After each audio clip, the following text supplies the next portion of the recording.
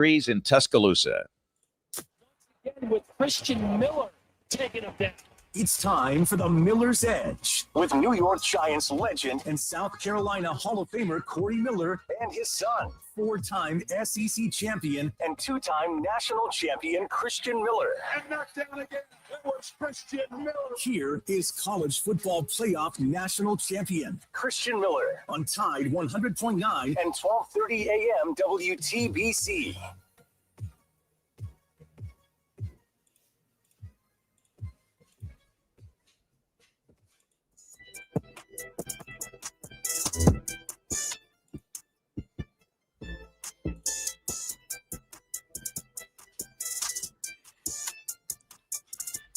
And welcome into this Monday edition of the Miller's Edge, Tide 100.9, 1230 WTBC, presented by the Good Feet Store, America's Arch Sport Experts. Hope everybody had a great bye week / weekend. I hope you guys had a weekend to kind of relax, watch some football. I know me and Reed talked about that Friday, his plans just kind of kick back. I forgot for all us wrestling fans in here, right, which I just found out Reed's also a wrestling fan. So we got a whole bunch of wrestling fans. It's good to know.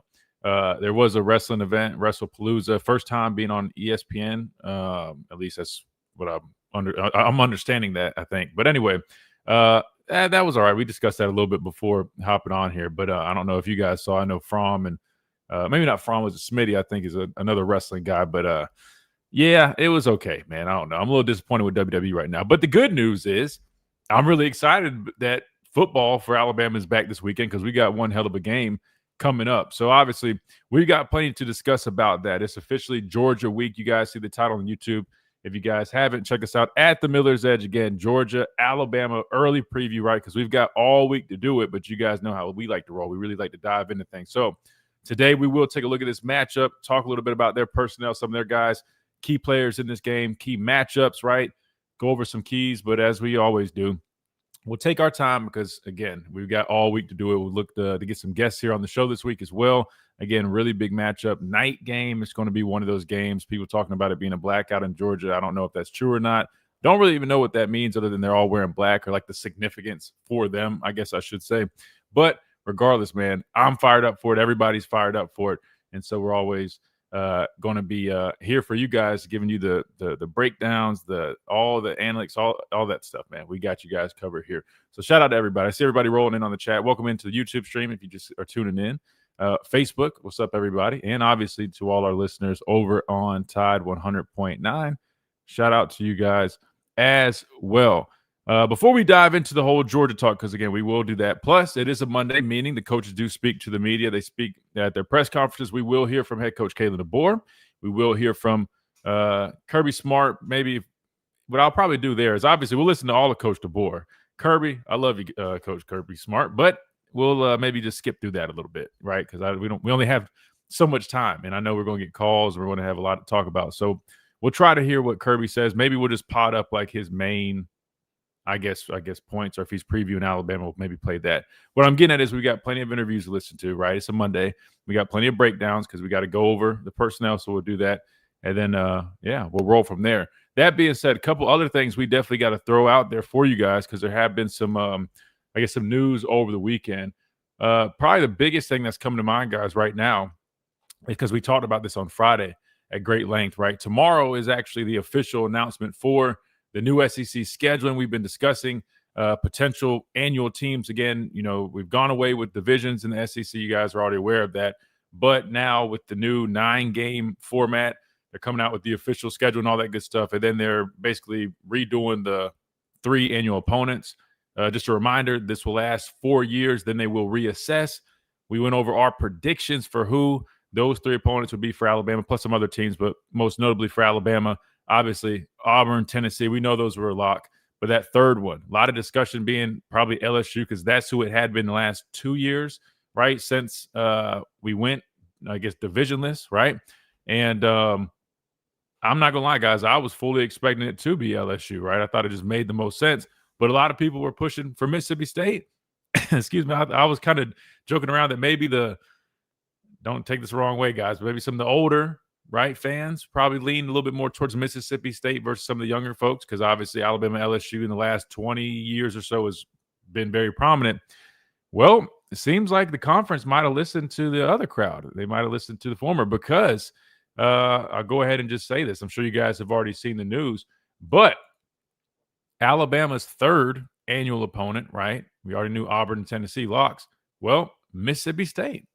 They went ahead and ran with Mississippi State. Seems to me from the reaction that I've been seeing on social media, it is a surprise to a lot of people, right? A lot of people were shocked that it wasn't LSU.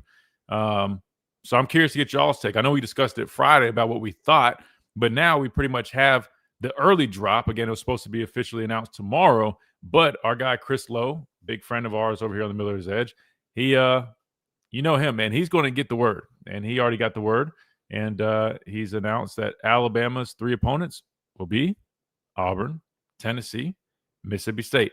That said, Alabama still will face LSU.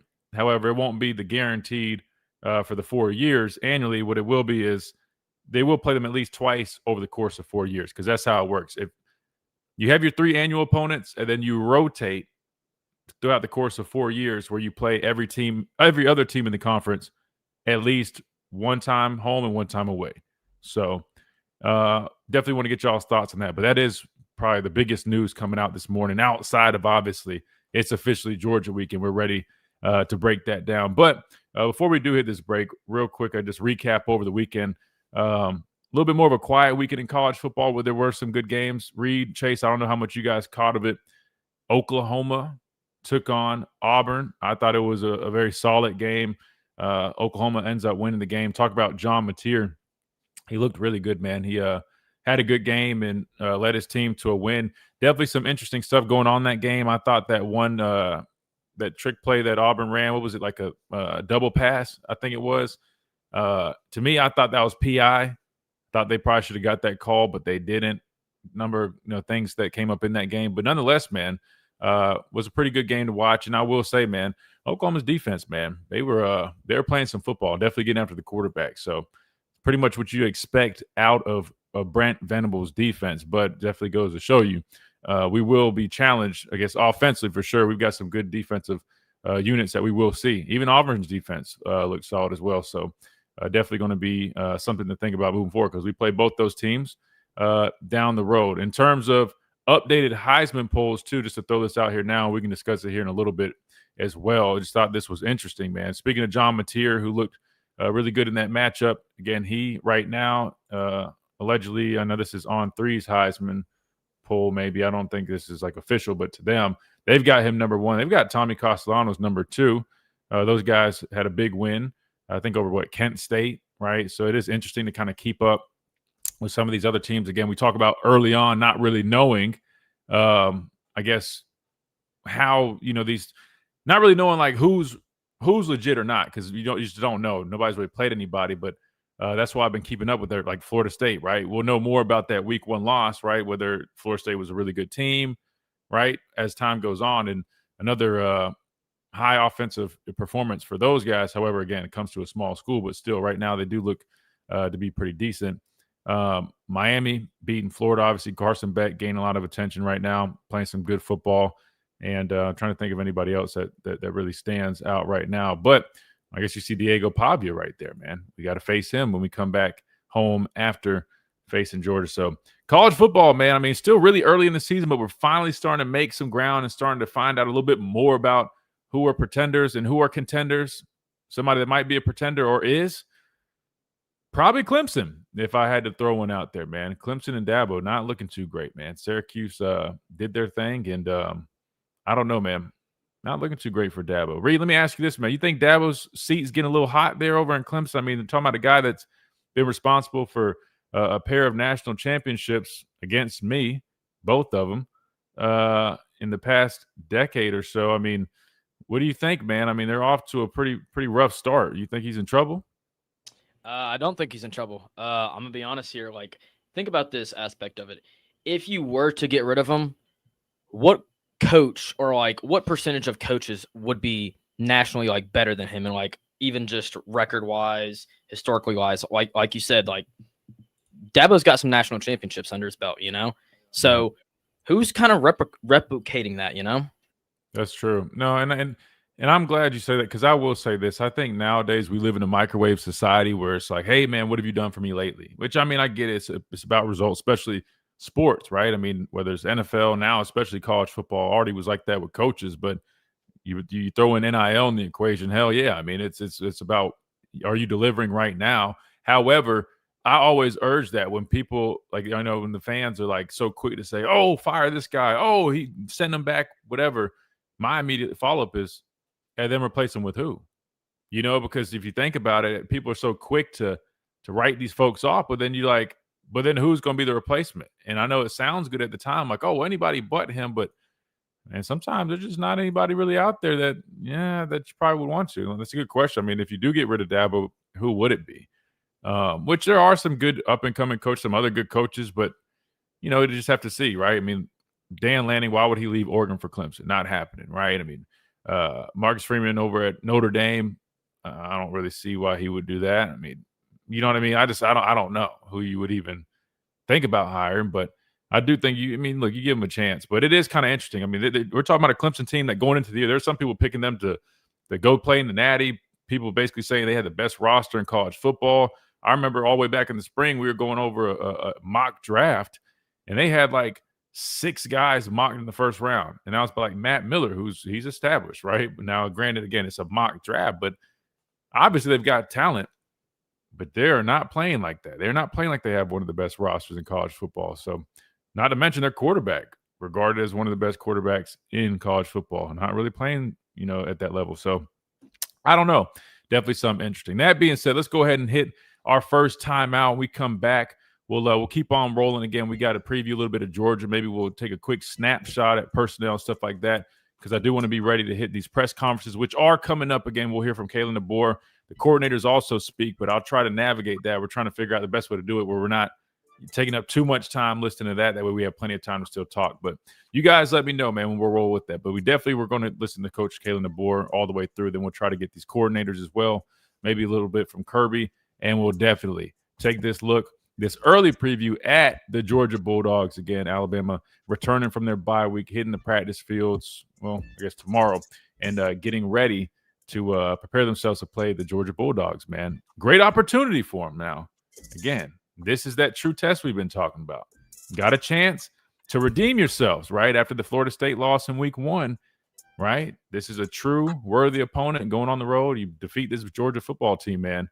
I wouldn't say it necessarily erases week 1, but it definitely, I guess, minimizes it, and it puts you back on track to being that true contender, even though Alabama did technically drop a couple spots in the latest poll, given that we were on a bye week. We'll discuss that and more coming up right after this quick timeout on the Miller's Edge, presented by the Good Feet Store, America's arch support experts. Quick timeout. I'll be right back.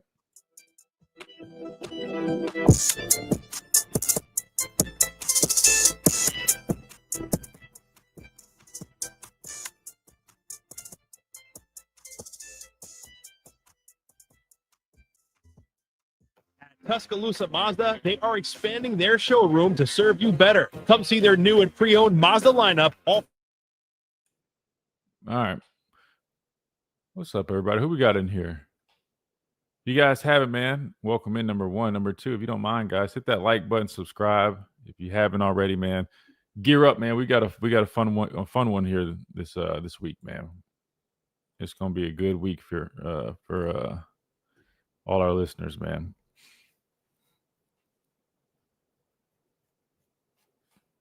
Who do we got? Ryan, what's up? Arthur, what's going on, man? Yes, sir. It's game week. Jake, my guy, what's up?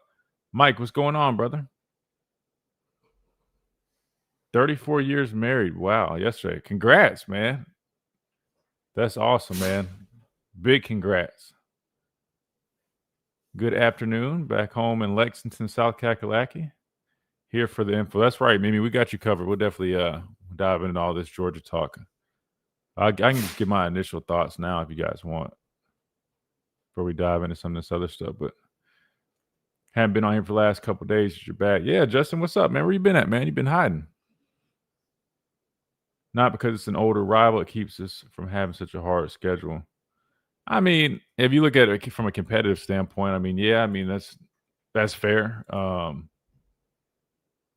I just think Alabama LSU. I just like that matchup, but I'm not complaining. Again, I'll be honest. I'm not one of those people who's like, oh man, they're not playing LSU. We still will play LSU. Just might be, not just might be, but just be 2 times instead of 4 times in the span of 4 years. So really not that deep. But I know I'm excited. We haven't played Ole Miss in a while. I think that would be good. I mean, I miss playing Ole Miss. Especially you got Lane there. I think that would be fun. We haven't played them in a couple of years, so I'd imagine they'll be on our schedule next year. Who haven't we played as well? Trying to think of the rotation. Florida, right? We haven't played Florida in some time. About to go in on Ryan Clark. What do you do now, Ricky? Hey, Ricky's back too. What's up, Ricky? Let's see.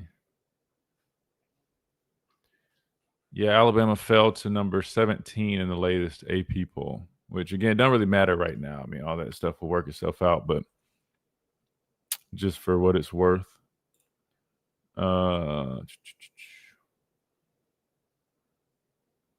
about positioning in college football. So y'all are saying the SEC threw us a bone, meaning they're like putting Auburn, Tennessee, and LSU on Alabama's schedule is a little bit unfair to Alabama, meaning like it's too much versus some of the other pairings. That's what y'all are saying.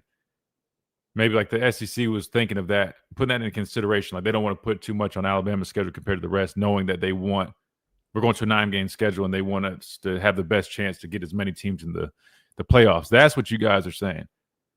You might be onto something. Did somebody report that? Or, I mean, it makes sense. I mean, hell, it makes sense.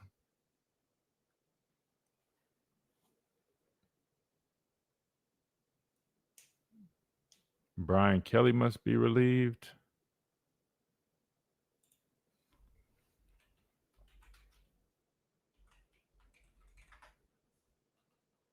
They were on a bye, right? Or no? Oh, no, they played SLU.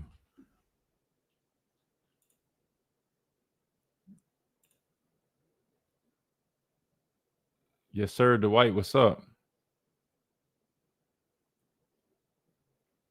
The local folks there, which she's talking about Baton Rouge, are whining and moaning about us dodging them. It's definitely not us dodging them. I mean, why would we be dodging them? I mean, like, we've had the upper hand. I mean, other than, 19 with Joe Burrow, then 2022. I mean, isn't that like the only times they've beaten us in, 20 years? Definitely not dodging them.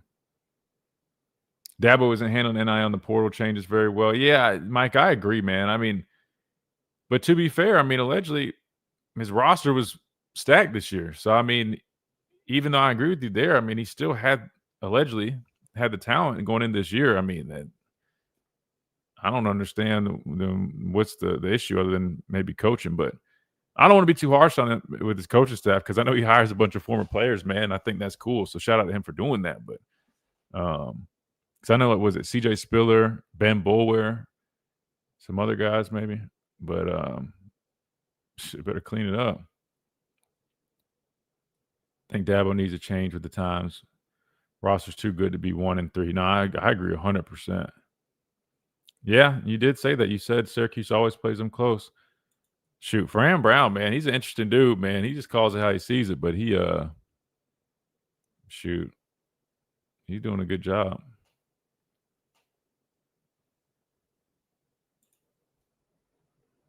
.com/. Kirby called Tide hottest quarterback in college football right now. I mean, shoot, last 2 games, he's 41. It's Miller's Edge on Tide 100.9.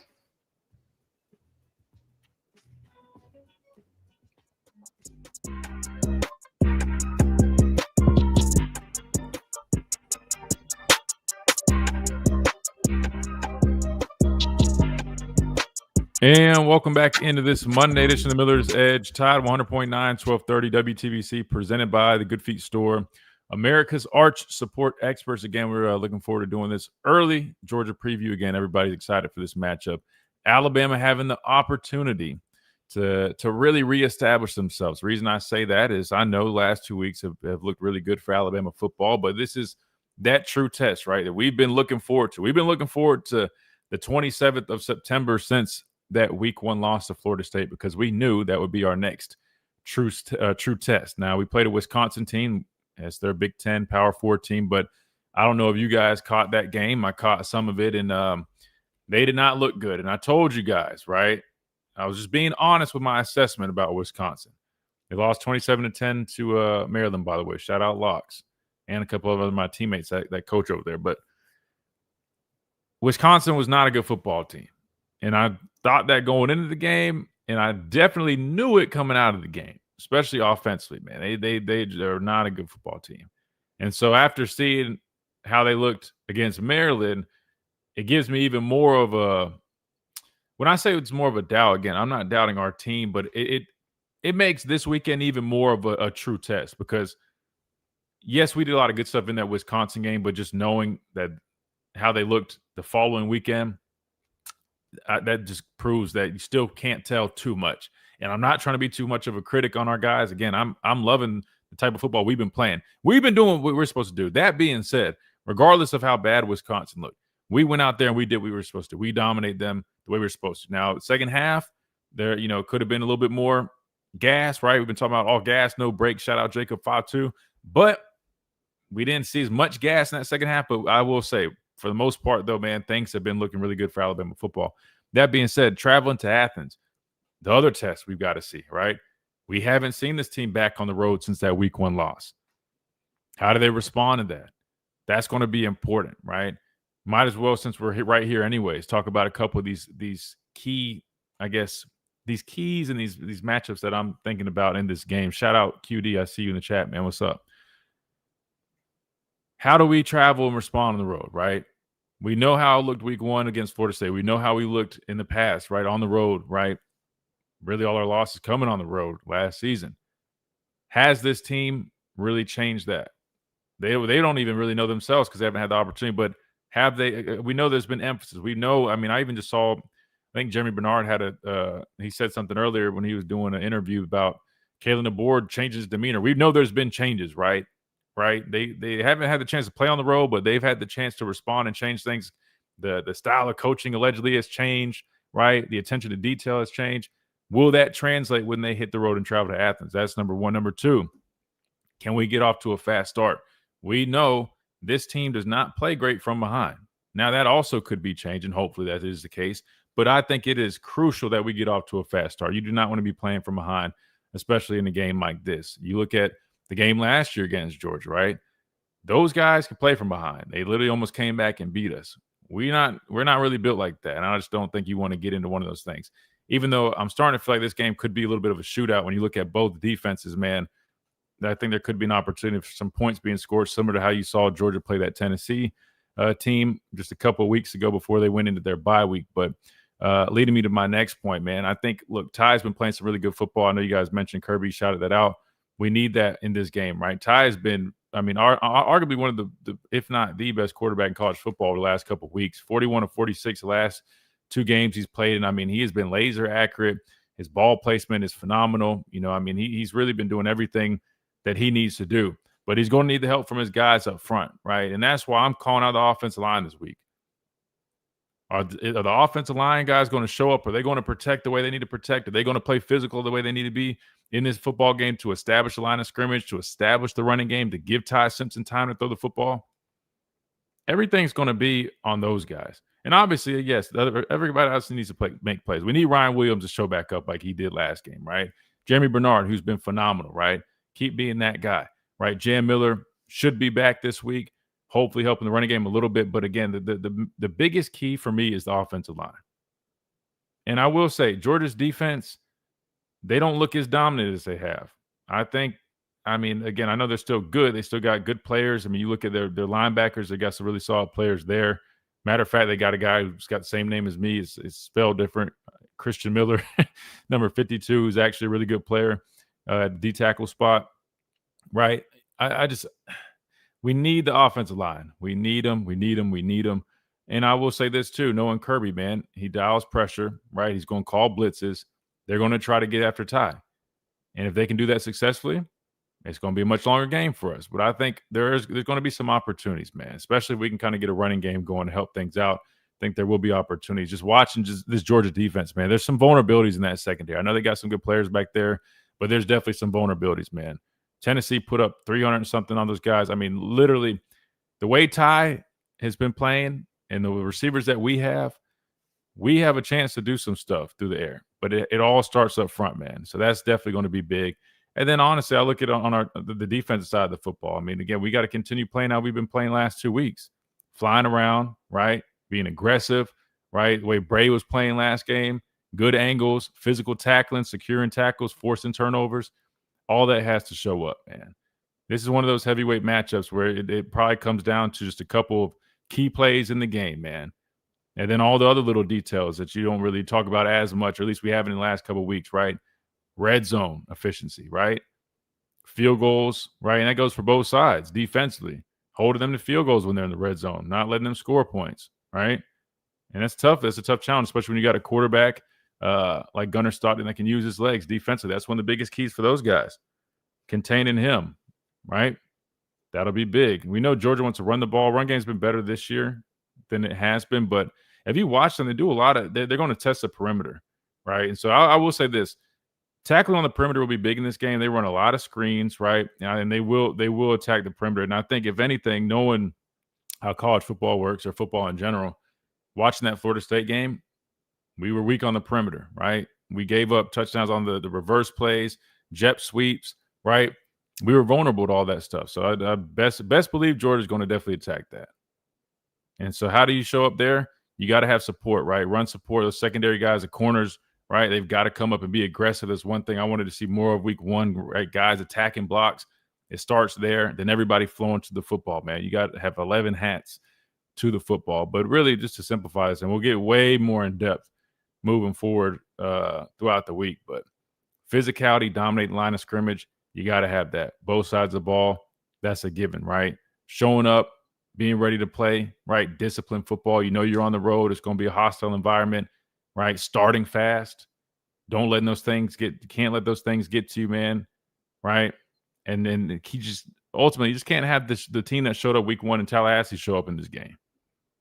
Even if you just show up the way you played, at least with the mentality last 2 weeks, man, you definitely got a shot. Again, this Georgia team, like, they're a good football team, really good football team.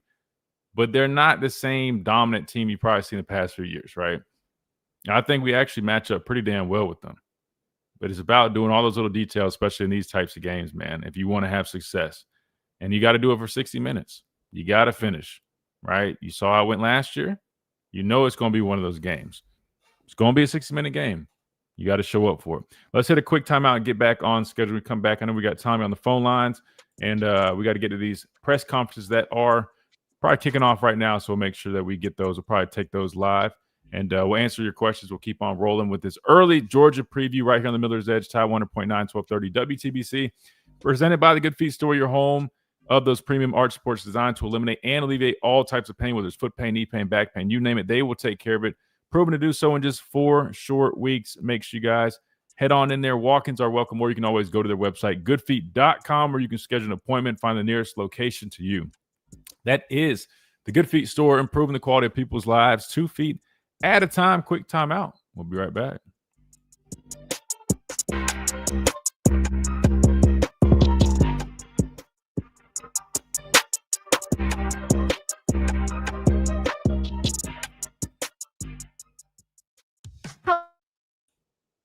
All right, what we got?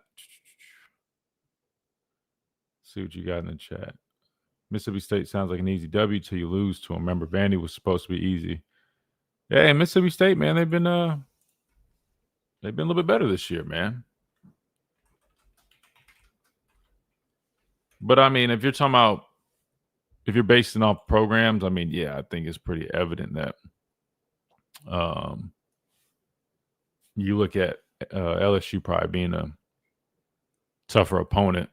You know what I mean? Just if you're just kind of just predicting right off of the programs, but shout out Mississippi State, man.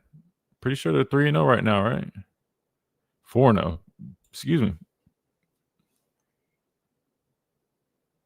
Yeah, they beat Southern Miss. They got that win over Arizona State, which is a huge one for them, 24-20.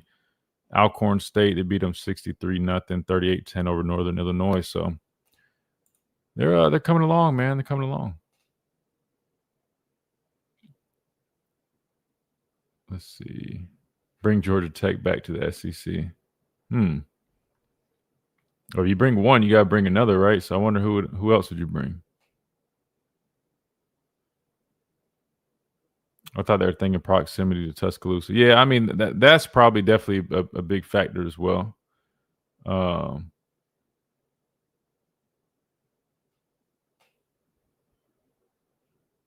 to 9 games will probably play LSU every year.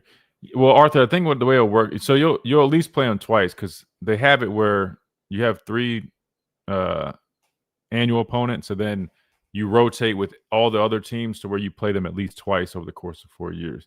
So basically, you'll play them at least twice, kind of like how we played South Carolina last year. Then we play them this year. Probably not going to play them the next 2 years. It's basically like they'll be one of those. So you'll have a pair of years where you play them home and away, if I'm not mistaken. That's what I picked up from it. See if these interviews are going live that we can just go to it. If you guys haven't, man, or new guys in here or girls, make sure you guys hit that like button, man. It always helps us out and pushes the channel on the algorithm, man. We appreciate that.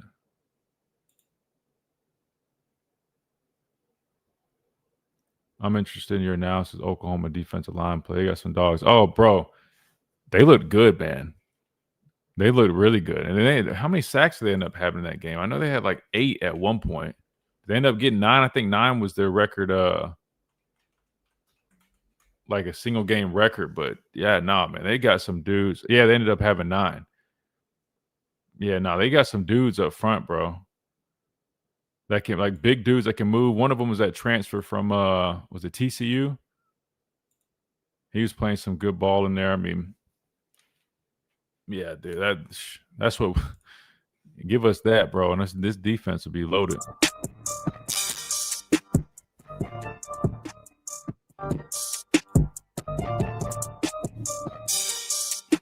And welcome back into the Miller's Edge, Tide 100.9, 1230 WTBC, presented by the Good Feet Store, America's arch support experts.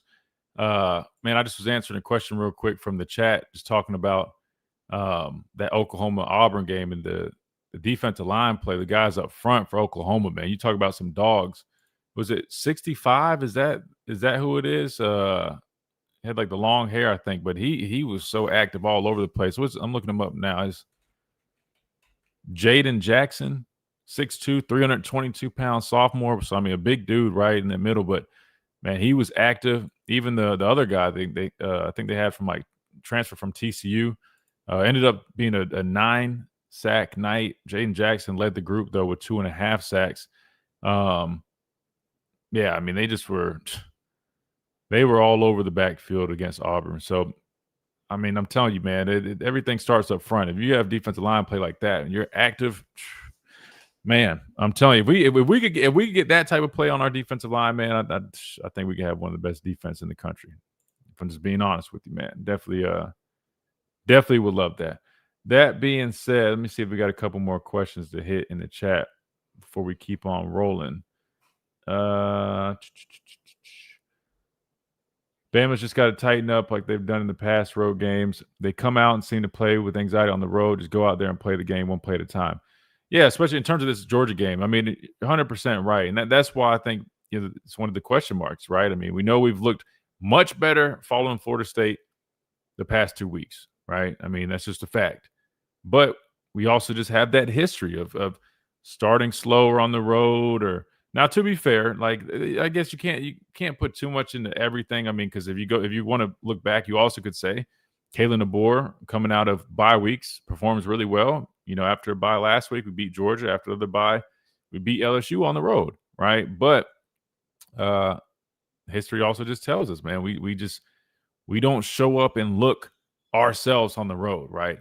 And I'm hoping that's I'm hoping that's different this time, because I don't think it's always just about being on the road. I think it's also about getting punched in the mouth, right? I think sometimes when we get punched in the mouth, it's just like our guys look like they don't know like what's next. It's like, oh, damn. Like, oh, what's happening? Damn. Like, what do we do? And then it's just like there's no juice. There's no, you know what I mean? Like, that to me is the biggest issue. So I think that the biggest thing they can do is, number one, prepare themselves to play on the road, have the right mentality and intensity to show up, understand there's going to be a hostile environment, understand it's going to be loud, understand there might be a false start here or there. Biggest thing you do is limit it, but then also understand not only are you going on the road, but you're going and playing a really good football team. Guess what? It's inevitable. You're going to get hit in the freaking mouth. It's about how you respond. I think if you go into the game and you're prepared for that and understand, like, we're going to play a good team. No, we're not going and saying like, oh, man, like they're good. We're worried. No. You just understand ahead of time. We're going to get punched in the mouth. We're going to punch them in the mouth. But how do we respond? That's what they need to focus on. Like, that needs to be one of the biggest things for them, because Georgia's going to make plays. They've got good players. You're on their home turf. They got a team and a coaching staff that is responsible for the last, in the last few years winning a pair of national championships. It's going to be a tough game, right? But how do you respond when you're in those moments? To me, I think that's almost a bigger issue than really playing on the road, right? It's just really just when things start going south, like, don't freeze up and be like, oh, man, what's going on? Like, it's running around, guys just like looking confused. No, man, that's when you really got to be 10 toes down and stand up and hit back. And I think if we can do that, we'll be all right. And it's probably going to be a 60-minute game, but all those little details are going to have to show up. Special teams, right? Field position, right? Red zone efficiency. All those things are going to be important. But I think, I don't know, but I'm excited though, right? Tim Keenan coming back, I think that'll be good for us. It's going to be key, knowing this Georgia team's probably going to try to, again, I know their running game hadn't been what it's been in the past, but they want to run the football. And then they also are looking at Florida State and saying, hey, these guys rush for 230 yards. They're going to want to do that. So Tim Keenan coming back, I think, will be big. Jam Miller, I'm hoping he can help give us that spark, even though I know the spark needs to come from the offensive line. We listened to Caden Proctor speak to the media, and he talked about over the bye week, plugging and playing guys, trying to find the best five, right? Hopefully they have that answer going into this game. Last thing I want to see, because I could see this happening now, you're still trying to rotate right tackle because you're not satisfied with Wilkin Formby. You got a true freshman who looks like he's going to end up taking that spot, but he's still young. I mean, the true freshman going and playing Georgia on the road while he's not even a full established starter, probably not the easiest task. But hopefully over the bye week and then even throughout this week, man, which I think I'm going to go to practice tomorrow or Wednesday, but hopefully they can get that offensive line established. That way they can go into this game and feel confident with the group that they got. I don't think it's ideal to be rotating offensive linemen in a game like this, personally, especially knowing, right? I talked about Georgia's defense maybe not being as dominant, but one thing I do know is the system is still the system. They will bring pressure. They will throw a lot at you, and it's critical that you guys are on the same page. Like, I'm not talking about the offensive line. Blitz pickup, even just in the running game, right? Assignment football, right? Like, they'll do stunts and stuff. They'll mix stuff up. They'll bring backers. They bring safeties. I mean, all different types of blitzes and pressures. Like, you're going to get a lot of stuff thrown at you.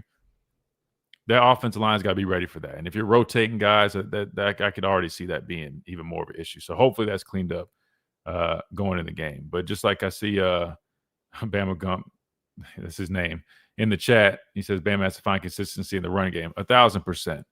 And I'll leave on this before we hit this next time out. You talk about being balanced. This offense, it has to be balanced. And I talked about this last week, but just as a reminder, right? We've had so much success in the passing game, which is great. We got a lot of great skill players. They're making plays. Ty's arguably the most accurate quarterback in college football right now.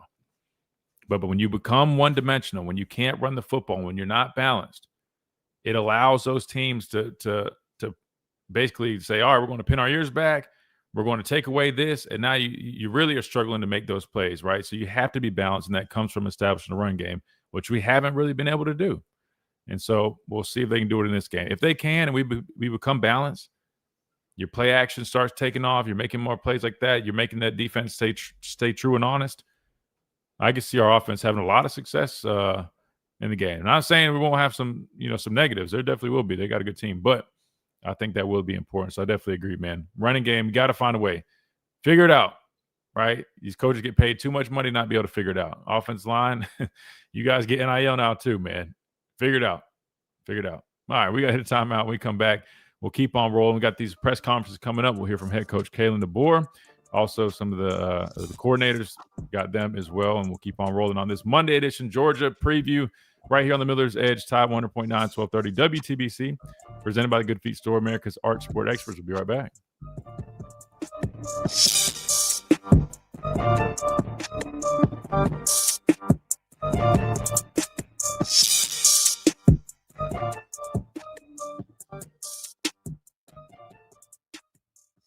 At Tuscaloosa. Grubb needs to come up with a hell of a game plan. This game will show. Is he really that OC he's hyped to be? Yeah, I think it will be important. I will say, to be fair, through 3 games, I think the offense definitely is doing things better than they did last year, even just small little things. I'm not saying it's perfect, but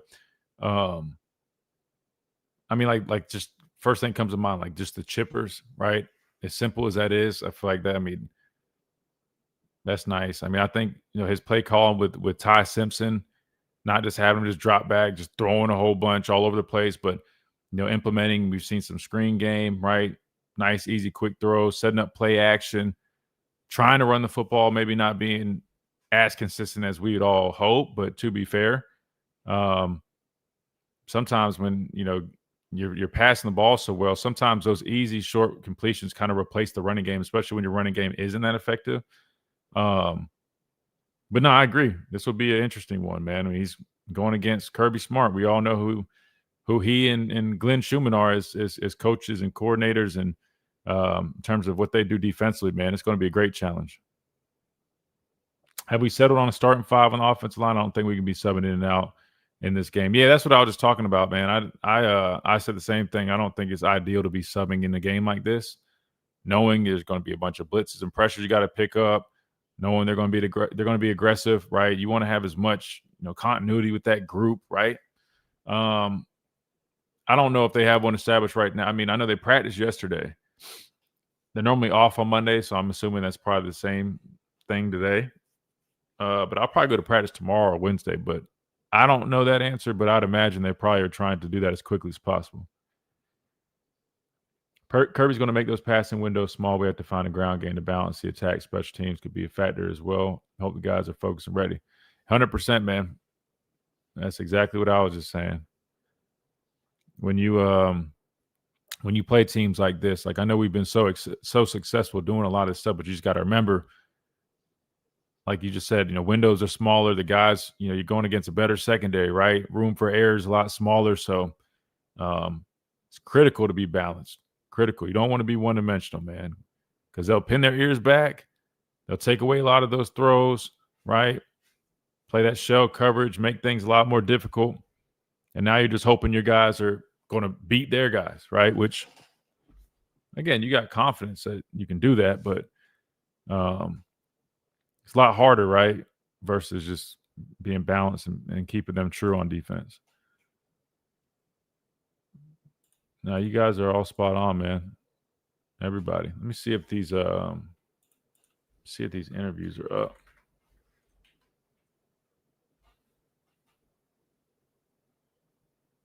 All right, wait, we got who's talking right now? I think it's about to come on. Oh, Kane Womack spoke.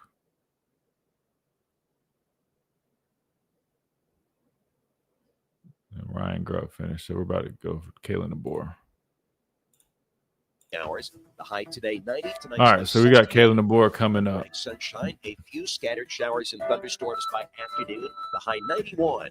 I'm James Spann with the Alabama Weather Network on Tide 100.9.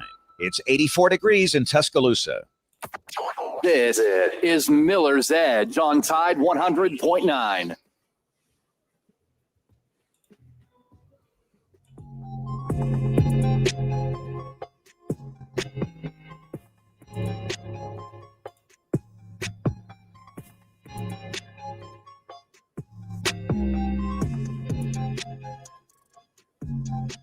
And welcome back into the Miller's Edge, Tide 100.9, 1230 WTBC. And now we've got head coach Kalen DeBoer live doing his press conference. So here we go.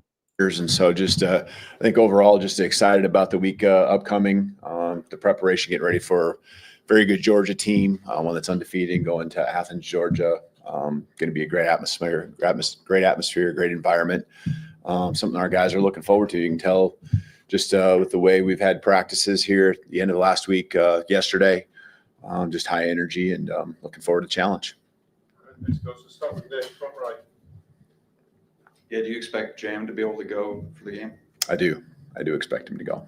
He practiced yesterday, been building up last week his volume, and so expect him to play. Jumping over to the left side, Chase. Staying with Jam Miller, what does his pass protection ability bring to the running backs, especially in a game like this where you're playing a really physical defense on the road? Yeah, no question that Jam's a complete back all around, not just what you see with him carrying the football, but in his pass protection, both the responsibility and the ability to get the job done physically as well. So he's very important that way. He's someone that we trust at the highest level. And just, in fall camp and spring ball, goes back to last year, he's just been super consistent as a pass protector, not just as a guy who can carry the football. Let's go to Jamie on the front right. Hey, Coach, how important is discipline in a game like this where penalties, mistakes, and crowd noise could swing momentum? Yeah, I mean, not every game, but a lot of these games that you have in the SEC come down to one possession, and going into the fourth quarter. And when you have games that are that close, it's a play here, play there that keeps the drive alive. A lot of times it comes down to penalties. Obviously, there's an execution piece that is really important throughout the game, but you don't know when that penalty is. Is it the one that extends the drive in the first quarter, the fourth quarter?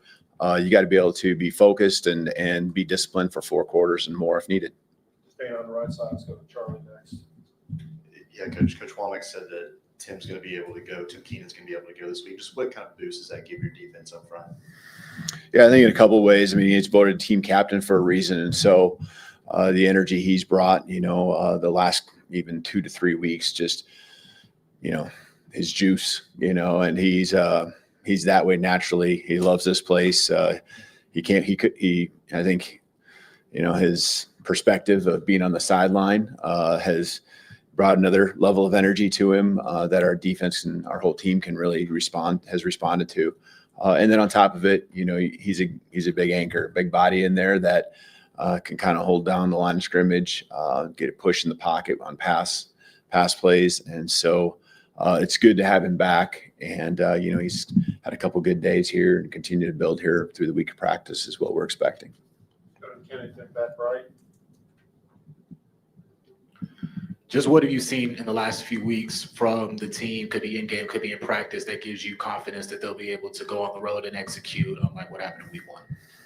Yeah, whatever we've asked of this group, they've just been so coachable and, I think talking through and going through, what we've experienced together, you got to prove it on the football field, but just the way that they want to respond in practice, I think, has carried over into what we've done, at least in these home games, these last 2 weeks. And so, we got to be resilient. We know there's going to be storms that we're going to have to weather in the SEC, on the road, and you got to do it. No one else is going to go do it for you. I know there's a high want-to factor that this group has. Again, they've shown it in the work. They've shown it in their preparation.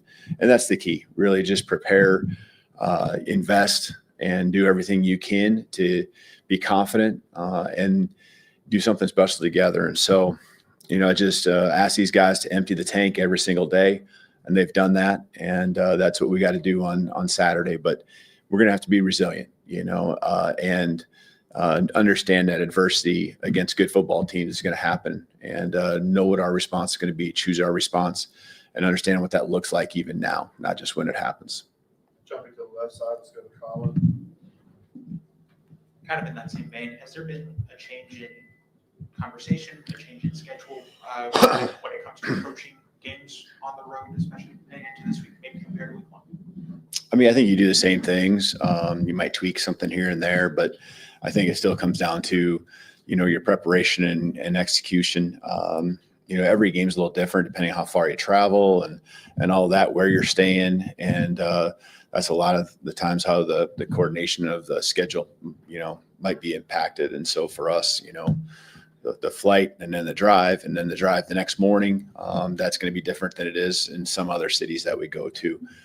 So again, it just comes down to keeping the main thing. You are certainly, in our case, always really trying to find the little thing here and there that might, help us with the juice, the energy, whatever it might be. But we also don't want to make something out of nothing. And, we want to make sure we're focused on the right things. And that's just, playing as hard as we can, giving everything we have to our preparation and going out there and playing physical, sound, disciplined football. Go ahead, Grace. Coach, in what ways have you seen your players maintain the level of intensity and focus that you expect through the bye and preparation for Georgia? Mm-hmm. Yeah, what I've asked them to do is just really look at their process, and this is the way it should always be. Just really kind of similar and adding to the question that was just asked about even what we're doing on road trips and things like that.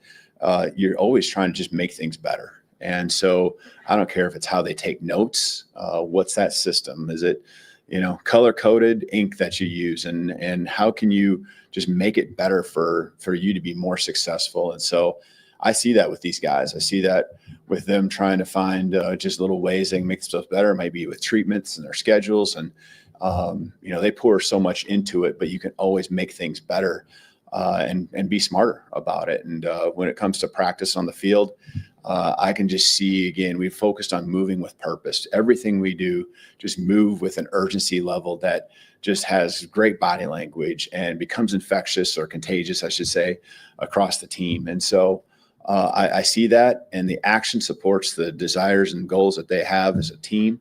And really, it's again, goes back to everything I've ever asked them to do. They've always responded. And so that's really what I've asked them to focus on.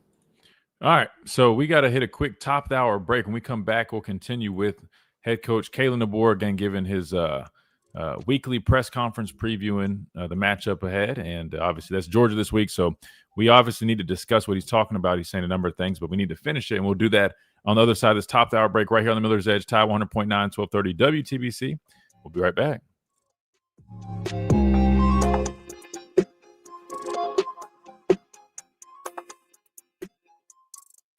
WTBC Tuscaloosa and W265CG Tuscaloosa, a Town Square media station. Tide 100.9 and streaming on the Tide 100.9 app. From the Fox Sports Studios in Los Angeles. All right, let's see. I'm going to pull up this Kirby one, too. That way we can at least just hear brief parts from his afterwards.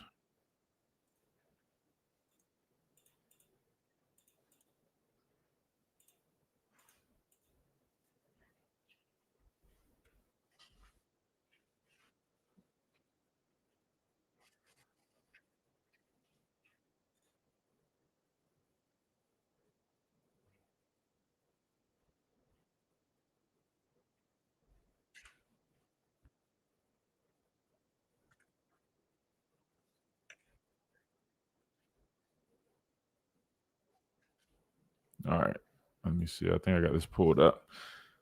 Let's see. Give them the option to scramble an RPO situation. Use your running backs in the run game. Who is that a response to? Oh, do you think Bama could add a wrinkle with more tie design runs? He's a very good athlete. Yeah, I mean, here and there, I'll be honest with you. I mean, I wouldn't probably do too much, but I mean, if you're talking about maybe like some zone read elements, right? Have them kind of pull it where they might not be expecting it type deal. Yeah. But I wouldn't do anything like, quarterback, QB power, GT, or, I wouldn't do anything like that. Some stuff that you would see with like Milrow or like Castellanos, I wouldn't do that. But I definitely, if it's something like some zone read elements and, you've been given the inside zone and then you just have him kind of pull one, hopefully catching the defense on their toes, something like that, maybe. But I wouldn't do too much. Nah. I mean, personally, I just think, man, we just have to find a way to just run the football effectively, man. Like, I respectfully, I just don't think there's really a good excuse. I mean, you've got a left tackle who's 370 pounds, but moves well. Like, if you're going to struggle in pass pro, bro, you ought to be the most physical, dominant run blocking tackle. I mean, we should be able to run right off him, man. 307 pounds. Like, granted, the tight end blocking has not been like great, but It's time for the yeah. I mean, then at left guard, you got Dewberry, who's a big guy himself, comes from Texas A&M, physical guy. You know what I mean? And Brailsford, who I think is arguably the best center in college football, right? Then obviously the weak side is the right side. on top. But what I'm getting at is, man, you got to find a way just to run the ball. But hopefully, Jam being back kind of adds a little of a spark again. I know the offensive line is much more important, but we'll see. All right, here we go.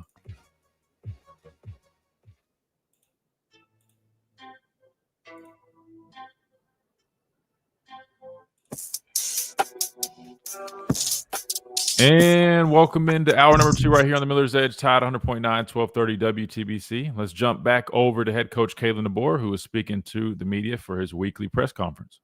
We're going to finish up with Katie, second row on the left. You talked last week, and then Kane talked earlier about there's got to be a better response to adversity on the road. I know last year's game was at home, but how much can you use that game as an example of responding to adversity and then finishing through all 4 quarters? Yeah, and that's it. And it's never over till it's over. And you can, I challenged the guys to watch some football this weekend. And, we pulled up a game or two and tried to learn from what other teams are doing and what happened to them, good and bad. And that, you fight till the very last play. And that's whether you're ahead or whether you're on the wrong end of it at that time. And that example last year was exactly, what one that we lived out. And so it was great. And then it was hard. And then we found a way. And so, you play because crazy things happen, and you play because you love to compete. And that's what, our guys are going to do here this Saturday. All right. Thank you, Coach. Thank you. Oh, ironically, we only have one more question to go before we hit that top of the hour break. But there we go. So that was head coach Kalen DeBoer addressed the media today and had a number of things to say. It's kind of crazy. We were talking about the whole, responding to adversity, responding to being punched in the mouth, right? Going on the road and being able to have that translate. And that's what they discussed a whole bunch of in those press conferences. So obviously the media is, asking them about it because they know it's a big deal. The coaches obviously do. It sounded like we didn't get to these yet. We will if we have some time in a little bit, but Kane Womack spoke about it, even Ryan Grubb. But I'll say this. It sounds like they're trying to do everything that they can to prepare our guys the best that they can and be ready to go on the road and face a really good Georgia football team. But, I mean, to me, like he said, I mean, the fact that they're trying to really emphasize and harp on doing all those little details is a positive. You know what I mean? And I know everything is talk when people are just answering these questions, but from everything that I've gathered, I mean, everything does seem to I guess have more attention to detail ever since that week 1 game. Even just his approach, I'll be honest. I think his style of coaching has had to change a little bit. I mean, even Jeremy Bernard confirmed that in an interview earlier. So in my opinion, I think week 1, it should have been a very good learning lesson to how not to go play on the road. And hopefully we don't see that type of play this weekend, because that's the last thing you need. Reed, did you take anything away from Coach DeBoer's press conference that stood out to you? Nothing really stood out to me, but I did like you said, that you brought up the point about facing adversity on the road. I mean, of course, under Kalen DeBoer, it's kind of been the known issue that at least we don't perform up to expectations of some fans. But I think the fact that media did ask the questions, which I think is appropriate, and I thought his responses were, is what I was wanting from him, pretty much. So kind of glad he addressed that perfectly. Yeah, no, I agree. I mean, because to be fair, I mean, other than, injury updates and some others, I mean, like that's really the biggest, I guess, thing looming over our heads right now. I mean, you look at the last 2 weeks, right? I mean, like intensity's better, physicality's better, Ty's playing great. Ryan Williams comes back and he looks like the Ryan Williams that we all know, right? I mean, like a lot of those questions have been answered, but really the one that remains is how do you show up on the road and how do you respond when getting hit in the mouth? So I think that is obvious that a lot of people are wondering that because, I mean, I really, if you can find an answer to that, Reed, Chase, if you can find a way to go and play much better on the road and respond better, I mean, this football team, in my opinion, is as good as any other pretty much in terms of at least roster and what they're capable of doing. I do believe that. So we definitely will find out more this week. Let's go to the phone lines. I don't know if Tommy's still with us because it's been a while, but 205-342-9904. Tommy, you still there? I am here. Wow. Tommy, you the man, bro. Here. You the man, Tommy. I know. Mr. Reliable. Tommy, what'd you think about that press conference, man? Well, he hit the key point. Yeah. That we got to stay focused. Georgia came back on us the second half last year. You got to play 60 minutes of football. Absolutely. I mean, so since I didn't really do nothing great, and Alabama didn't play football this weekend, I got to give a shout out to West Alabama. Oh, yeah. It's 4-0. I'm glad you brought them up. I'm glad you brought them up. They are 4-0. Tommy, this might how do you find their games though? Like if you don't go, like where do you know where you can watch them though? I need to figure that out. I want to start keeping up with them. They think go to their web page or something. I haven't been able to do it. Yeah. Because I really want to watch them. I saw some highlights, I think on Twitter or X, but you're right. They are 4-0. And man, I just love that for those guys. I love it for Coach Cochran, all my teammates, and all the guys on staff there. I think it's awesome. But shout out to West Alabama, man. I told them I was going to try to cover them as much as I can, but I got to find a way to be able to watch them a little bit more. But I'll make sure I do that. But I appreciate you bringing them up. Well, no problem. That's where I went. It was Carl Livingston in my day. Yeah. Oh, wait. You said you went to school there? Yeah. Oh, wait. Shout out to Tommy in West Alabama, man. That's what's up. That's what's up. Tommy, how Alabama. Go ahead. Oh, no. You go ahead. Finish it. What you're going to say. Well, I went to Shelton, started the corner system. Finished at Shelton.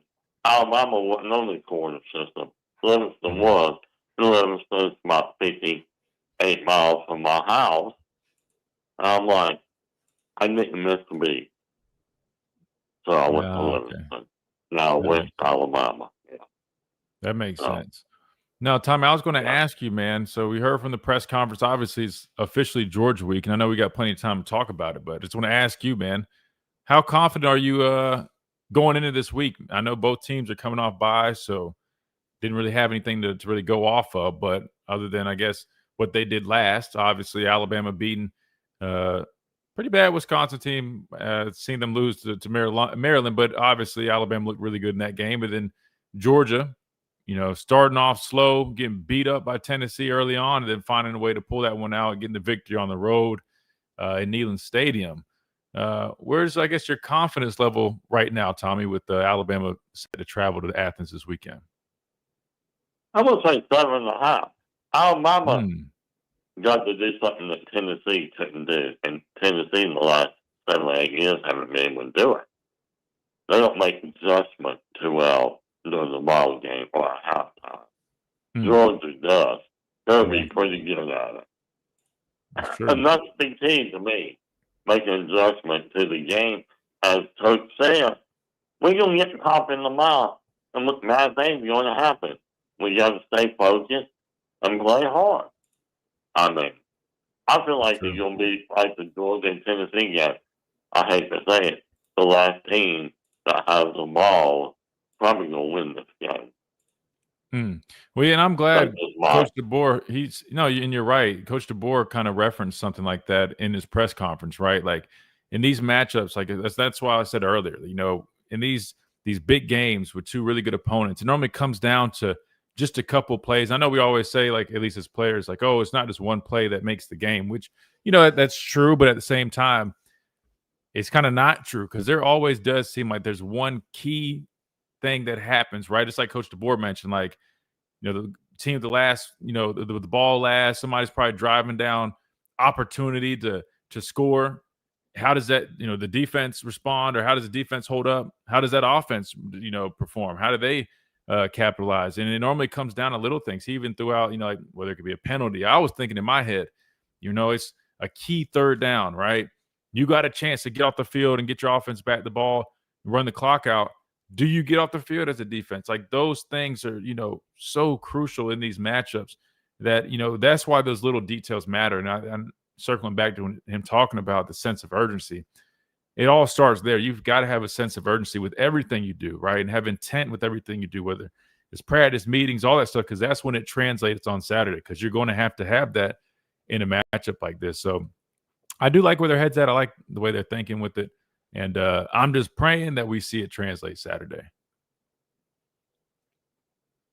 Yeah, I mean, they got to play smart football, no turnovers, and don't get discouraged when bad things happen. That's true. If something bad happens, take it back from them. Take the momentum away from the Georgia and the fans. Alabama have done that in the past. So, Yeah. I mean, that's true. I And mean, to be fair, I mean, we hadn't really had a chance since week 1 to really see how we respond to adversity. So it's going to be interesting, man. It's definitely going to be interesting. But we'll have more answers come the 27th. I know everybody's fired up for it. It's obviously going to be a hell of a football game. But man, it's like on one shoulder, Tommy, I'm feeling like, you know what, man, I really think week 1 taught us a valuable lesson, not just the players, but even the coaching staff. And I think, to me, that's a big, I don't think we saw, and I think me and Reed talked about this last week. I don't think we saw that response from the coaching staff after we lost to Vanderbilt or Tennessee, even Oklahoma. Like, I didn't sense a huge shift in their demeanor and mentality versus this year after week 1 of Florida State. I feel like, and it started with Coach DeBoer, I feel like his demeanor has changed and his whole approach has changed. And I don't think that was the case last year. So what I'm getting at is I hope that that's one of the things that we needed to happen for, I guess, those guys to really respond the way they needed to, if that makes sense. Well, it does. I mean, I've talked about this before about the Wisconsin game. They honored the 75 team. Well, Alabama was ranked number 1 in the nation before the season. And we lost to Missouri. That loss cost us a national championship. By the end of the season, we were the best team, in my opinion, in the country. But that terrible loss on a Monday night in Legion Field cost us. So maybe now we got the playoffs. Maybe this team have learned what it takes to play 60-minute football. And let's go get them. This is one thing I'm going to say. I'm going to get on my son pop real quick. Everybody's, well, we got to play Georgia, we got to play Vanderbilt, we got to. Hey, if you win a national championship and get in the playoffs, you got to beat a good team. You don't beat the sister of the poor every week and get in the playoffs. You got to have a tough schedule, and don't be afraid. To the fan base, which I'm real, been harder than back in, I'm like, support the team. We ain't scared of nobody. We're Alabama. We want to play the best. We want to play the tough team. And like you said in the past, I used to love to go to visitor stadiums and rip their hearts out. I don't say nothing, you don't have to say nothing, but I have a little smile on my face. It was satisfaction when we go down there and dominate. That's how I act. Give me it all and play your best football. Oh, yeah. I'm with you. I think, look, if we go down there and we play with the mentality we had the last 2 weeks and we find a way to handle adversity better, right? Handle road games better. I think we'll be all right, man. We've been playing some really good football. Tommy, we got to hit this break, man. I appreciate you. Thank you so much for being so patient, brother. Oh, no problem. Roll Tide, Christian. Have a good day. Talk to Yes, you sir. later. Bye. Sounds good, Tommy. Thank you. Roll Tide, man. All right, we got to hit a timeout. We come back. Got something to discuss again, talking about responding, right? Getting guys to respond. Well, Jeremy Bernard, I think he visits with the next round, and he did that today, allegedly. And he had some interesting comments. We're talking about Kalen DeBoer's change of demeanor and getting guys to respond. We'll discuss that and more when we come back right on the Miller's Edge, Tide 100.9, 1230, WTBC.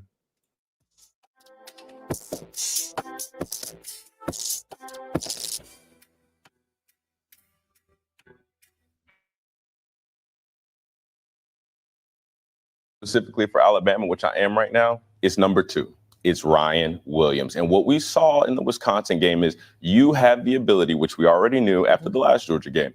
We knew that you are a special type of player, that when you are on your game, this team goes as you go. This team will be as successful as you want this team to be. He's got to get open. He's got to be the guy that Ty Simpson knows he can go to in the toughest parts of the game. Because I promise you, what did you see against Wisconsin? Jeremy Bernard got involved. Other guys got involved. And it wasn't just because they decided, oh, well, let me turn the light bulb on today. It was because they saw Ryan Williams go out there and put out the performance that he did. So what does that say? That speaks to your leadership. Yes, your play is important, but the leadership aspect of it is astronomical. Now, Ty Simpson, he's played phenomenal football. I mean, he is wheeling and dealing out there.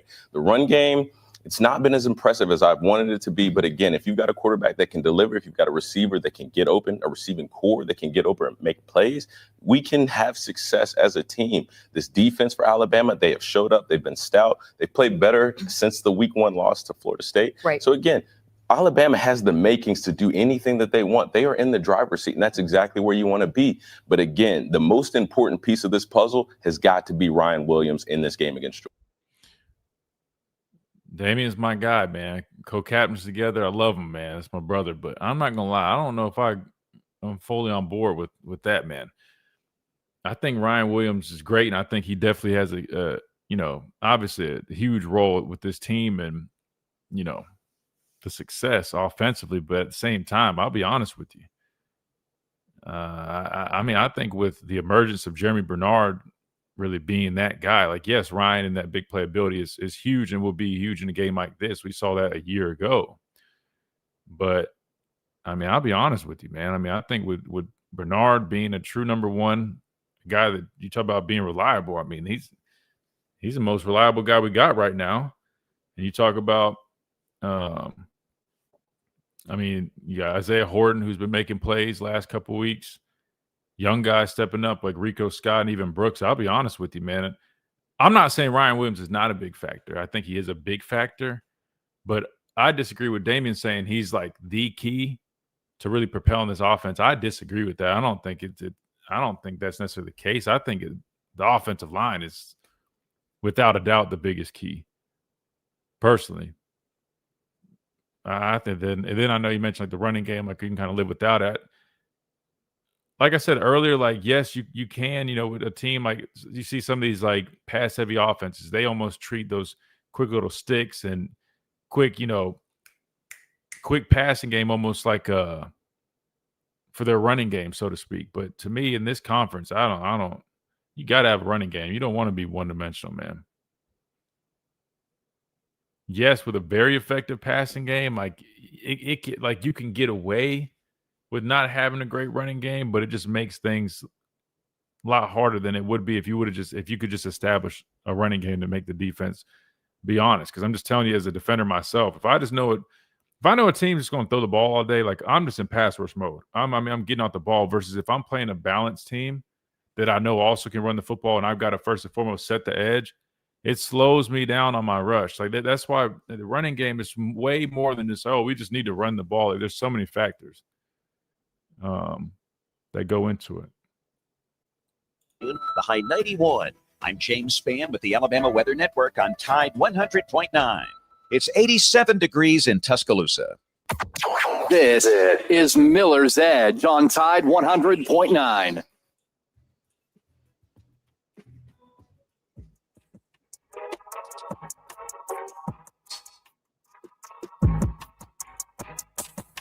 And welcome back into this Monday edition of Miller's Edge, Tide 100.9, 1230 WTBC, presented by the Good Feet Store, America's Art Sport Experts. All right, so we just got done talking to Tommy. Shout out to two-time Tommy, our buddy from Romulus. But over the break, I played this quick snippet. It's about a minute long of former Alabama running back, my co-captain in 2018, Damian Harris, doing some really great work with CBS. But he had previewed this Alabama-Georgia matchup, and I'll be honest, I kind of have a different, I guess, perspective than Damian has on this game. So let me let you guys hear via radio, and then I want to get y'all's response and see if you guys agree with what Damian feels will be the key for this Alabama football team taking on the Georgia Bulldogs. If I'm speaking specifically for Alabama, which I am right now, it's number 2. It's Ryan Williams. And what we saw in the Wisconsin game is you have the ability, which we already knew after the last Georgia game. We knew that you are a special type of player, that when you are on your game, this team goes as you go. This team will be as successful as you want this team to be. He's got to get open. He's got to be the guy that Ty Simpson knows he can go to in the toughest parts of the game. Because I promise you, what did you see against Wisconsin? Jeremy Bernard got involved. Other guys got involved. And it wasn't just because they decided, oh, well, let me turn the light bulb on today. It was because they saw Ryan Williams go out there and put out the performance that he did. So what does that say? That speaks to your leadership. Yes, your play is important, but the leadership aspect of it is astronomical. Now, Ty Simpson, he's played phenomenal football. I mean, he is wheeling and dealing out there. The run game, it's not been as impressive as I've wanted it to be. But again, if you've got a quarterback that can deliver, if you've got a receiver that can get open, a receiving core that can get open and make plays, we can have success as a team. This defense for Alabama, they have showed up. They've been stout. They've played better since the week 1 loss to Florida State. Right. So again, Alabama has the makings to do anything that they want. They are in the driver's seat, and that's exactly where you want to be. But again, the most important piece of this puzzle has got to be Ryan Williams in this game against Georgia. So I'm curious what you guys think. Like I said to the chat here a second ago, I got to disagree with Damian on this one. To me, it's as special as Ryan Williams, and I think he obviously would be a factor in this game. We know what he did against Georgia last year and how much of a factor he was then. Don't get me wrong. I'm not saying he's not, but I don't think he is the factor in this game. I just don't. If anything, I think we've seen over the last 3 games, right, the course of this 2025 season, that Jeremy Bernard probably is actually the most complete, best wide receiver we have in this room right now. Granted, he's older, more experienced than Ryan. Like, I think they'll both. Jeremy's probably going to end up being a first-round draft pick if he continues on the trajectory that he's on right now. Ryan will be a first. So I think, again, I mean, talking about 2 high-quality, really good football players. But I'm just saying, right now, where they're at, where this football team is at, I think Jeremy Bernard gives you all of that. Talk about reliability. I mean, I'm looking at these numbers now. Again, Ryan Williams missed 1 game, right? He got injured, so he left early in the Florida State game, even though it came, in the second half. Then he also missed the following game, but then came back and had an explosive game against Wisconsin. Right now in the year, Jeremy Bernard's got 15 receptions for 275 yards, 18.3 average, long of 43 and 3 touchdowns. Ryan Williams got 10 receptions for 195 yards, 160 of those coming against Wisconsin, 19.5 average, long of 75 on 2 touchdowns. And again, we know how special Ryan is. I just personally don't think he's like the key for the success of this offense. I mean, I know it was, ULM or whoever I'm forgetting who even played week 2, small school, ULM, I'm pretty sure. But you just saw how effective the offense was then. You know what I mean? I just think this offense has a lot of playmakers that, again, Ryan was a huge factor, especially in the big game, but the offense line to me is the clear answer.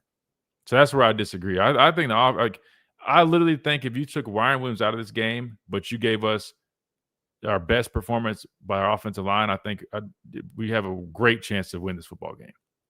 Versus if you say Ryan Williams has an amazing game, but the offensive line struggles and we don't really get our running game going, I would rather take the first option than the second any day of the week, twice on Sunday.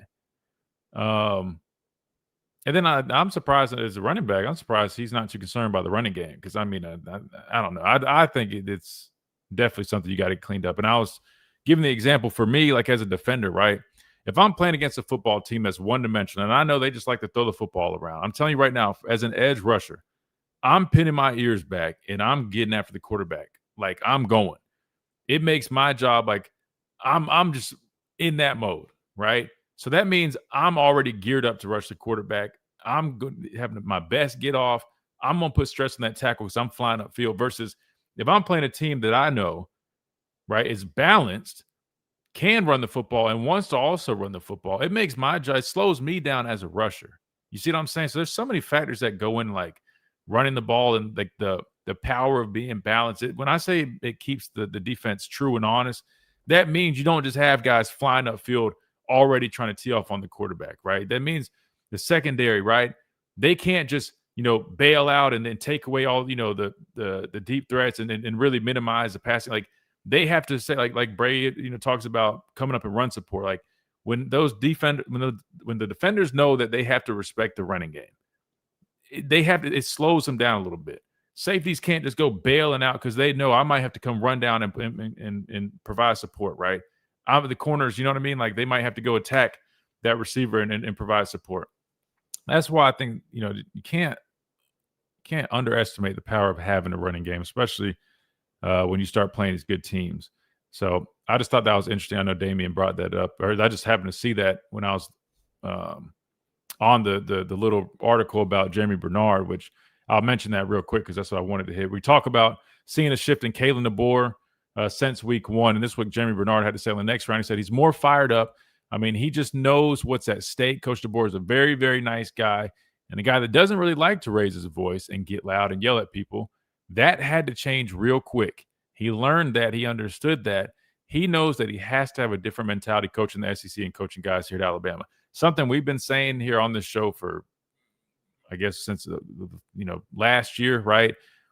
It's just different here. You got a different breed of dudes, and they respond differently. And it was never any disrespect towards Coach DeBoer. It's just we know from our experience being former players that guys respond, to certain things, right? And sometimes the nice laid back demeanor, like again, nice as hell. Coach DeBoer's one of the nice people I've ever met. But that's not always what's best and what some of these guys need. But sometimes you got a lot of guys, especially when you have a group of really good players, right? You got to be an enforcer. And I think that's literally what Jeremy was explaining here. And I think that's what we've kind of seen in that shift since week one. There being much more enforcement, much more accountability, right? And I'm sure it was harder for him, even with him being a nice guy. Year one probably was tough to just come in and do that. And it's not easy just to go shift from being that to, more of an enforcer as a coach. But the good news is it sounds like we've seen that shift. And I think that's part of the reason or part of what's been responsible for the responses that we've seen from our guys. Austin, what's up, bro? Shout out to Sidelines. He says, realistically, how big of a difference do you think Tim Keenan's return is going to make for the defense? That's a really good question. I think here's the thing, Austin. There's a couple of things. One, how healthy is he going to be? I know he had tightrope and that speeds up the high ankle sprain process, but he's still only, is it like 4 weeks, I guess, removed? Because it happened the week going into Florida State. So he's about, 4 weeks from that injury, which is about the early point of returning from that with the tightrope, right? The guys I've known that have returned around that time frame, they've been able to come back. Especially given like the position that he plays, it's not like he's having to do a bunch of cutting and he's a receiver trying to, be at 100% to get open and get separation. He's down in the trenches, which, is probably not going to be comfortable really trying to put a bunch of weight on that, taking on double teams. But I think as long as he can manage the pain, I believe he'll be, pretty effective in the game. But in terms of just his presence, like Coach DeBoer mentioned, without a doubt, his veteran presence, that leadership is going to be huge in a game like this.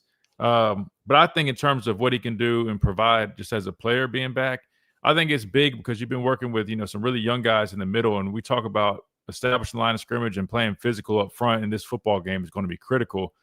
I think it's a huge get to have him back, right? I mean, you're talking about a nose who those guys are responsible for eating up blocks, establishing the line of scrimmage, getting knocked back, kind of disrupting some stuff, making the linebackers' jobs easier. So I think it's huge.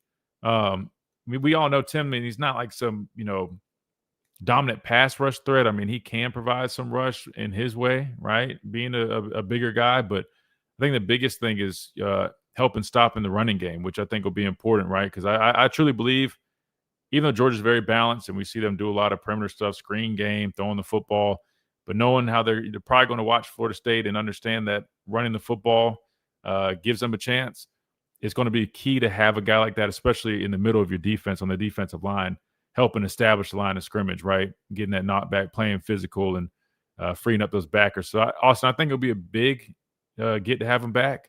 Just hoping he's as healthy as possible.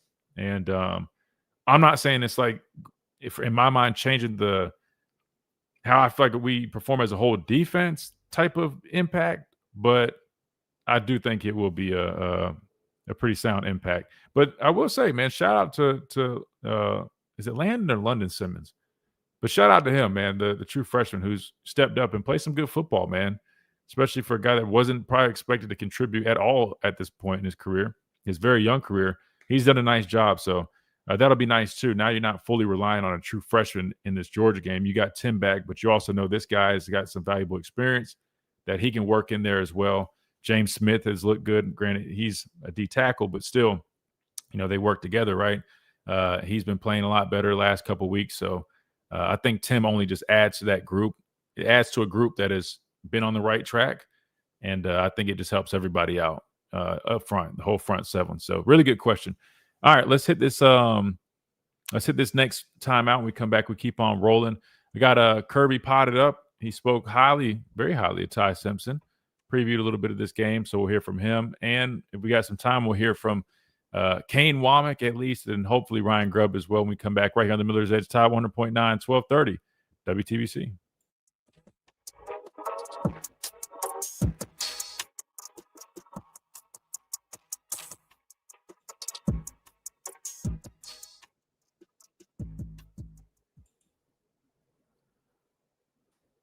In my opinion, to be able to create enforcers on your team, it starts with the head coach. Yeah, no, I mean, there's a number of factors, but I agree with you. I mean, I truly believe you either have it or you don't. Like, some guys are just are dogs naturally, right? But when you do have a head coach, it's just like my dad says all the time. I mean, players take on the persona of their head coach. You see how sporadic and how Kirby is, right? I mean, he's yelling, he's fiery, he's got that intensity. Then you watch Georgia, football teams, right? And they carry that. Just kind of the natural way it goes, right?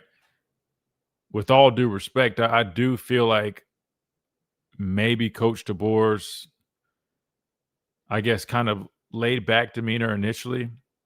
How do I say this? I'm not saying because he's laid back, they naturally act laid back. I think what it more so was because he's laid back, there wasn't so much of that. I'm not saying there's a lack of accountability, but I'm just going to call a spade a spade. I don't think guys were too threatened by not doing things certain ways because there just wasn't that presence coming from that spot versus with us, with Coach Saban, we knew the consequences. We knew, this dude would rip his hat off and scream at the top of his lungs if you literally just step the wrong way. You know what I mean? So and I'm not saying you have to have that level of, intensity 24/7 or yelling and all that. There's good coaches that don't yell, but I think when you're talking about having that culture of enforcers and dudes that are relentless and play with that edge, I think you have a much better chance of having that consistently when you do have that type of culture starting from up top versus if you have that more laid back demeanor. Guys are just going to kind of get used to kind of just getting away with certain things or doing it a certain way without really feeling the accountability piece of that, if that makes sense. It'd be just think about this, guys. If you had if you're working a job in an office and you got one boss that is cool, laid back, just call a spade a spade. You're not gonna be as worried about messing up, or there's probably gonna be a few more errors here there because you're oh no, we can, it's cool. Versus if you got somebody that's breathing down your neck 24/7, oh man, if I screw this up, I might get fired. Everybody's gonna be on their on their toes, oh man, let's make sure we do this right. Are we gonna have this? You know what I mean? I guess it's something similar like that. Key in this game is our secondary options making plays. Horton, Brooks, Cuevas, O-line obviously needs to step up, but if those get going, we can cut you 1,000 different ways. Yeah, I mean, I think those guys could definitely help out, step up, but we'll definitely see. I mean, Georgia's secondary, again, I do feel like there's some vulnerabilities there.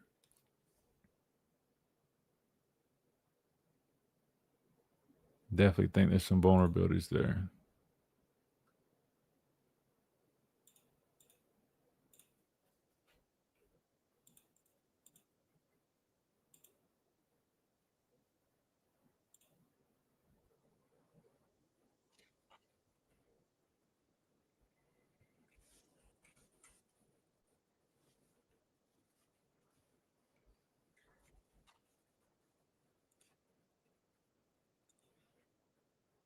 This is Miller's Edge on Tide 100.9.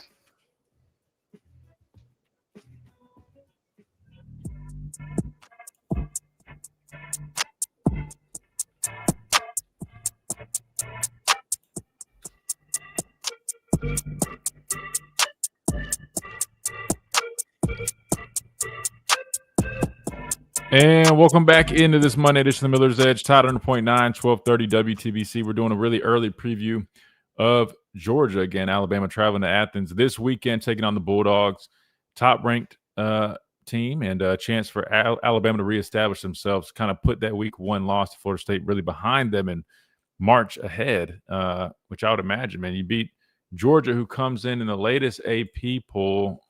Hold on, I just had it pulled up here thinking, where's Georgia at? 5, right? You beat the number 5 team on the road, man. Best believe you definitely probably making that jump. I would say probably in the top 10 at least, guys. Reed, I think you would agree, right? In Florida State, your one loss right now is sitting at 8. So you have one loss to number 8 team, given that they also win this weekend, and then you go and beat Georgia. You definitely are back on track. Real quick, I know we didn't get to this earlier, but just some quick stats and facts for these guys. I forgot to pull this up earlier. Obviously, just going over some of their personnel. Gunnar Stockton, their quarterback, definitely surprised some folks, being able to definitely make plays with his arm. Again, we know he can throw the ball, but you look at him, he didn't really scream like a huge threat, with his arm, right? Could make throws, but again, I think the biggest thing for him is people looked at him as a tough guy, could run the football, add that element to his game. But after that Tennessee game, I think one of the biggest things was, number one, him stepping up in those moments when they need him to make plays, and two, he definitely made a lot of plays with his arm as well. So he's playing some good football. Obviously, that's going to be a challenge containing him, but also finding a way to get him to the ground. He's a tough guy, right? He's kind of one of those sneaky athletes, similar to Ty. Nate Frazier, their running back, does a nice job. He's their leading rusher right now at the 189 yards so far this season, even though they got a number of guys that will get carries. As you guys see, it's pretty evenly split. Nate leads it with 39 carries, but you've also got Bowens with 29, Phillips with 17. All those guys in that hundreds range right now, so they definitely have their number back to they implement. Then you clearly see Gunnar Stockton up there, the third leading rusher. He's got 28 carries. So especially given the Florida State game, right, a lot of quarterback design run there. They are not afraid to get Gunnar Stockton involved, and then best believe they will find ways to implement some quarterback run stuff. Plus, if something's not there, he can scramble. So pass rush, need you to step back up, right? You got to contain the quarterback, get him on the ground, get off the field on third down. Receiving, Branch is their leading receiver with 181 yards on 11 receptions. They also got Dylan Bell, right, who you see is kind of a guy that is a little dynamic of a guy, but London Humphreys, another guy that they've brought in. I think they went to the portal. They've definitely added some guys on their secondary. Not in their secondary, in their receiver room that are some good playmakers. Definitely is more of a strength now. I think last year didn't really have, I guess, too many. I guess what I'm getting at is the receiver room was a little but they got reinforcements, and they've got some good players on the outside. So it's going to be interesting seeing our secondary be matched up with them, knowing that our secondary hadn't really been tested this year. You look at it, Florida State had some good players for sure, right? Some other transfers they brought in, but we're limited throwing the ball. I mean, I don't even think Tommy threw it 20 times, right? The next two games, Wisconsin tried to throw the ball, but they clearly were limited. Had a backup quarterback outside of, that one touchdown at the end of the game on ZB, who was actually in good position. We're not effective there than ULM, right? That was ULM. So probably going to be a good test for our secondary group. First real test, I would say, this season outside of the smaller test from Florida State. So that's going to be interesting to see that matchup. And then it's not listed on their stats, but I would just say offensively, man, offensive line's been pretty decent other than tackle spot. Right tackle really struggled against Tennessee. Would love to see us kind of take advantage of that. We'll see if Georgia tries to figure something out. I know they rotated some guys in there, so they obviously are having their own issues with their right tackle, just like we are. And then moving on to the defense side of the football, the linebackers, C.J. Allen, notable guy that they have there. Wilson is the one leading the team in tackles with 23. K.J. Bolden, safety there, that is a good player. But again, if you watch the Tennessee game, they definitely were very vulnerable in their secondary and questionable. So that will be something to look at. But got a good unit. I would say, again, Christian Miller, who ironically has got the same name as me, is one of the key guys up front at the tackle spot. But I'll be honest, just watching them, I mean, their front seven is good. Doesn't seem as dominant as they have been, but they still are a good unit, and best believe they're very well coached. So definitely got a good football team. They're tough. They obviously have shown that they can, play 60 minutes in the game. That game against Tennessee proved that, and they're going to be hungry, man. I mean, we've had their number for quite some time, and best believe they got a chance to get us at home, right? So just know that, they are definitely going to come to play, and it's going to be a good matchup. That being said, we are due for a timeout. Reed, if you don't mind, do you think you could just combine breaks and we just get out here a little early? Does that sound good to you? Yeah, we're just going to have to get out of here around 55. Perfect. Sounds like a plan. So let's do that because I want to go ahead and roll with this while I've got it pulled up and we're talking about Georgia. Kirby Smart had his press conference. We already heard from Kalen DeBoer, but I want you guys to hear from Kirby Smart as he previewed Alabama this morning during his press conference. Good program. Coach DeBoer's done a great job to me, trying to fill some mighty big shoes, and he is doing a great job in his own right in the way he approaches things. They got a good football team, big, physical, fast team, just like they've always been, and should be an exciting game. Yeah, Coach, how have you seen this Alabama offense change year over year? Obviously, the quarterback has changed, but how has their identity changed, if at all? Well, I mean, Ty's different than Milroe. You said it. So there's a difference in that, but he's a really good athlete. Like, he's a tremendous athlete. He played in games last year, and you watch all the snaps he took, and he has 60, 70, 80-yard runs that are, running down the field, outrunning good defenses. So he's a talented player. I would say he's probably the hottest quarterback right now in all of college football. His two last outings, I don't know that I've seen an incompletion. Like, the ball does not hit the ground. He's been accurate. He's been quick with the ball. They're really hard to defend because of their skill. They've got tremendous skilled receivers, backs, tight ends, but you got to have a trigger guy that can get those guys the ball, and they do. And he's seeing the field. I didn't realize, in the Florida State game, it was as messy and sloppy as the weather was at times. Like we were playing a game during that time, so I had no idea until last week. You go watch, and you're like, oh, okay, it was a rainy, sloppy game. In the other games he's played, there's been no sloppiness. I mean, he's accurate, he's quick with the ball, he's a good decision maker, and has made some elite throws. So they're clicking right now offensively for sure. Yeah, this will be your 8th time as a head coach coaching against Alabama, but your first time meeting them in Sanford Stadium. How much of a difference do you think playing this game at home can make for you guys? Being at home is an advantage. Just as I say, going on the road is hard. Going on the road last year to play the games we played, hard. Going to Tennessee a couple weeks ago was hard. Playing at home, it helps. The atmosphere helps. The crowd noise helps. Being familiar with your surroundings and all that stuff helps. But at the end of the day, you got to go play football, and it comes down to matchups. It comes down to who blocks and tackles the best, who executes and does things in the key moments of the game. So certainly glad it's at home, but we still got to play well. There'll be a lot of attention on Ryan Williams, but what have you seen from the entire Alabama receiving core and just their strengths? block, man, they're physical. They come off, they hit you.